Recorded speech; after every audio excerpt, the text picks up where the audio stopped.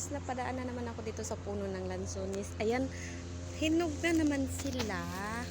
Kasi pag hinuga na naman sila, ayan. Ayun, madami din sila, oh. So, ngayon, mababa lang naman siya.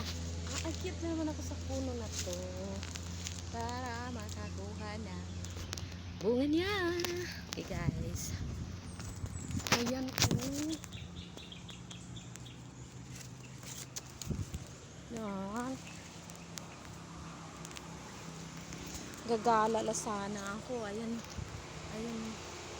Kasi pag hinuga na sila, ayan. Ayan sa taas. Ayan. Dami niya, ha? Ayan. Gagala lang sana ako. Pero, nalpadaan ako dito sa lansones na to. Dami siya hinug. Ayan, Sunday. Afternoon, gala-gala. Pag may time.